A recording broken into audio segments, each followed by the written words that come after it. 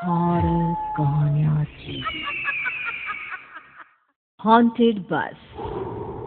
रात के करीब 11 बज रहे थे। सड़क पर इक्का दुक्का गाड़ियां चल रही थी। अपनी नाइट शिफ्ट खत्म करके शीला और निकिता बस स्टॉप पर खड़ी थी। आज तो हमें बहुत देर हो गई। पता नहीं घर जाने के लिए हमें कोई साधन मिलेगा भी या नहीं। अगर कोई साधन नहीं मिला तो कहीं रात इसी बस स्टॉप पर ना बितानी पड़े। अपनी काली जुबान बंद कर। जब देखो तब उल्टी बातें ही करती है। अरे कुछ देर रुक जाना, कुछ ना कुछ मिल ही जाएगा। लेकिन काफी देर तक इंतजार करने के बाद भी उन्हें कोई बस नहीं मिलती। धीरे धीरे समय के साथ साथ सड़क पर चलने वाली गाड़ियों का दिखना भी बंद हो जाता है। अरे ये देख, अब तो सड़क पर एक भी गाड़ी नहीं दिख रही। दूर दूर तक गाड़ी और किसी इंसान का नामो निशान नहीं है। एक काम करते हैं, वापस अपने ऑफिस चलते हैं। हम दोनों आज रात वहीं गुजार लेंगे। देख, तुझे अच्छी तरह पता है 10 बजे के बाद चौकीदार ऑफिस के मेन गेट पर ताला लगाकर अपने घर चला जाता है। ऑफिस जाने का कोई फायदा नहीं है। इस सुनसान सड़क को देख मुझे बहुत घबराहट हो रही है। एक काम करना, उसी चौकीदार के घर चलते हैं। वो भी तो परिवार वाला है। हम बेफिक्र होकर आज रात उसके घर पर रुक सकते हैं। अरे पागल, चौकीदार 10 बाई 10 की खोली में रहता है। उसके 4 बच्चे हैं। भला वो हमें अपने घर में कौन सी जगह देगा। अब तू ना ये बेकार की बातें बंद कर और चुपचाप खड़ी रह। शायद कोई लिफ्ट ही मिल जाए।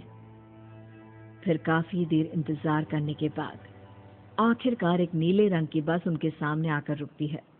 बस का दरवाजा खोल कंडक्टर उन दोनों से कहता है, कहिए कहाँ जाना है आप दोनों को? देखिए मेरी पूरी बस खाली पड़ी है।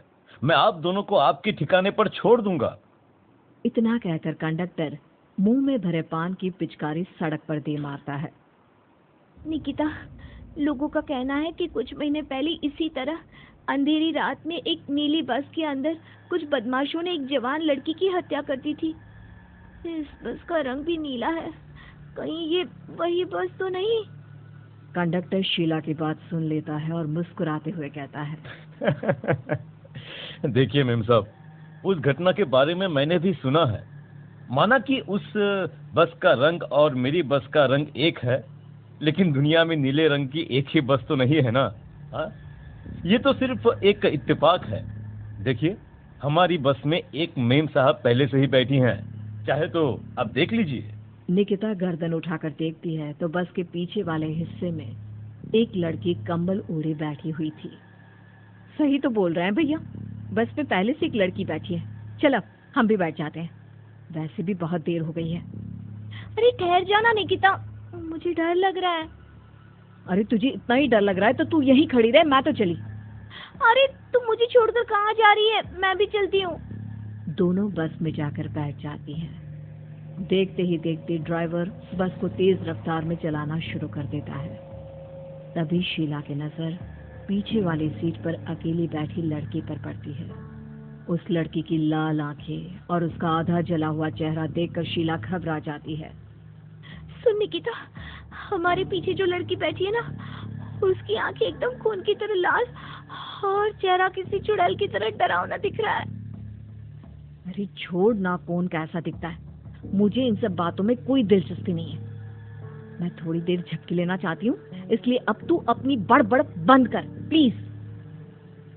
बेफिक्र निकिता अपनी आंखें बंद करके बैठ जाती है। दूसरी ओर बस जंगल के रास्ते में पहुंची है। चारों तरफ घना अंधेरा और साथ ही जंगल में मौजूद जंगली जानवरों की डरावनी आवाजें शीला को और भी ज्यादा डराए जा रही थी। थोड़ी ही देर में बस एक बरगद के पेड़ के पास से गुजरती है। तभी अचानक बरगद की डाल पर बैठी एक बिल्ली कूदकर खिड़की के रास्ते शीला की गोद में आ गिरती है। मर गई रे, बचाओ मुझे, कोई बचाओ। शीला के चिल्लाने की वजह से निकिता की आंख खुल जाती है और वो भी घबराकर इधर उधर देखने लगती है। तभी पीछे वाली सीट पर बैठी लड़की उठकर शीला के पास आती है और बिना कुछ कहे उस बिल्ली को शीला की गोद से उठा उसे सहलाते हुए अपनी गोद में लेकर वापस अपनी सीट पर जाकर बैठ जाती है। अरे शीला, तू तो बहुत ही डरपोक है। जरा जरा सी बात पर उछल पड़ती है। मैं कल से अकेले ही सफर करूंगी। अरे मैं क्या करूं? वो बिल्ली अचानक मेरी गोद में आ गिरी। अपनी बकवास बंद कर और मुझे चैन से सोने दे। इस तरह शीला को डांटकर निकिता फिर सो जाती है, पर तभी अचानक एक झटके से ब्रेक लगाकर ड्राइवर बस को रोकता है।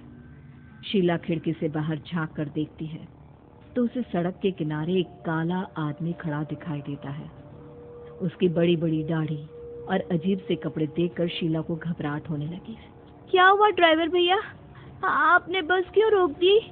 अरे वो देखो, वहाँ वो सड़क के किनारे एक आदमी खड़ा है, उसी के लिए मैंने बस रुकवाई है।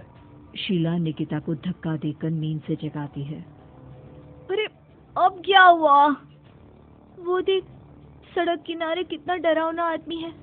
उसका अजीबोगरीब हुलिया देखकर लगता है जैसे कोई शैतान खड़ा हो। अब शीला की तरह निकिता भी उस आदमी को देखकर थोड़ा डरने लगती है। कंडक्टर, क्या तुम उस आदमी को बस में चढ़ाने वाले हो? उसे देखकर हमें डर लग रहा है। उसे बस में मत चढ़ाओ। अरे डरने की कोई बात नहीं है मेम साहब। ये आदमी जंगल के पीछे वाले गांव में रहता है। ये रोज इसी वक्त मेरी बस में बैठकर पड़ोस वाले गांव में जाता है। और वैसे भी ये बेचारा गूंगा है। अगर आप लोगों को डर लगता है तो मैं इसे ड्राइवर के बगल में बिठा देता हूँ। ओह अच्छा, ठीक है। फिर कंडक्टर का इशारा पाते ही वो आदमी बस में सवार हो जाता है। ड्राइवर दोबारा एक्सीलेटर पर जोर देकर बस को आगे बढ़ाता है। थोड़ी ही देर में बस एक घाटी पर चढ़ती है। बस के एक तरफ गहरी और डरावनी खाई थी, पर ड्राइवर को इस बात से कोई फर्क पड़ता नजर नहीं आ रहा था। वो लगातार बस की रफ्तार बढ़ाकर बस चलता जा रहा था। ड्राइवर भैया, आप देखते नहीं क्या बगल में इतनी गहरी खाई है? बस की रफ्तार लगातार बढ़ाए जा रहे हो।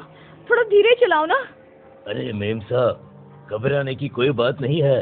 ये तो मेरा रोज का काम है। मैं तो यहाँ इसी रफ्तार से बस चलाता हूँ। आप बेफिक्र होकर अपनी सीट पर बैठ जाइए, आपको कुछ नहीं होगा। ड्राइवर के कहने पर निकिता शांति से बैठ जाती है। कुछ दूर चलने पर अचानक ड्राइवर बस को सड़क के किनारे रोक देता है। शीला एक बार फिर खिड़की के बाहर झांक कर देखती है, लेकिन इस बार उसे कहीं कोई दिखाई नहीं देता। अरे अब क्या हुआ? तुमने बस क्यों रोक दी? यहाँ तो दूर दूर तक कोई भी नहीं दिखाई दे रहा। ड्राइवर उसकी बात का कोई जवाब नहीं देता, पर कंडक्टर बोल पड़ता है। ये हमारी फेवरेट जगह है। हम अपने सारे अच्छे काम यहीं पर करते हैं।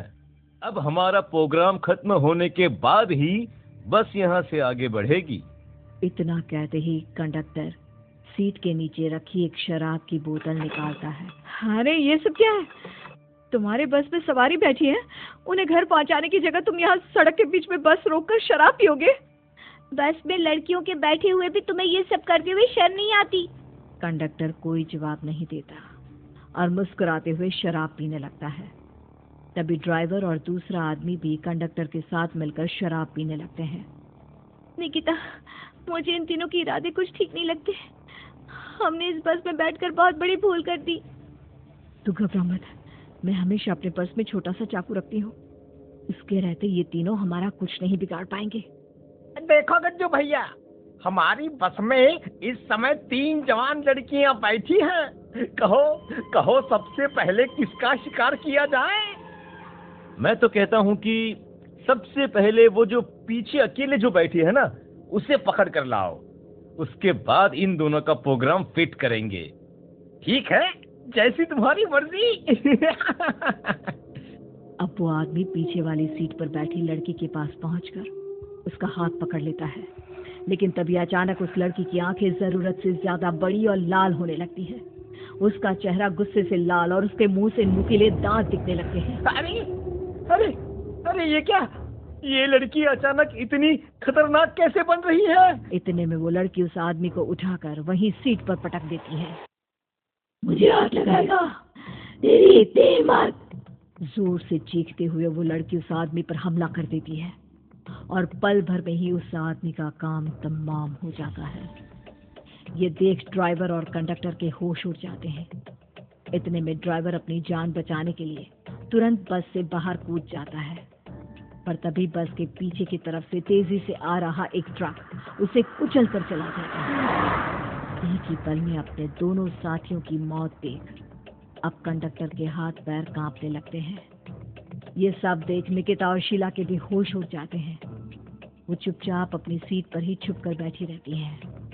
अरे अरे अरे कौन हो तुम? और तुम इतनी भयानक कैसे बन गई? अब वो लड़की गुस्से में गुर्राते हुए कंडक्टर का गला पकड़ लेती है। इतनी जल्दी मुझे भूल गए? कुछ महीनों पहले तुम तीनों ने बड़ी बेरहमी से मेरी हत्या की थी और फिर शहर छोड़कर भाग गए। कई दिनों से मैं तुम तीनों के इंतजार में भटक रही थी। आज जाकर मेरा बदला पूरा होगा। अब तू भी अपने साथियों की तरह जहन्नम पहुंच जाएगा। अब वो लड़की कंडक्टर को उठाकर बस के पास मौजूद खाई में फेंक देती है। कंडक्टर एक बड़े पत्थर से जा टकराता है और उसकी भी मृत्यु हो जाती है। दूसरी तरफ ये सारा नजारा देख शीला और निकिता बेहोश हो जाती है। अगली सुबह जब उन दोनों को होश आता है तो वो अपने आप को एक सरकारी अस्पताल में पाती है।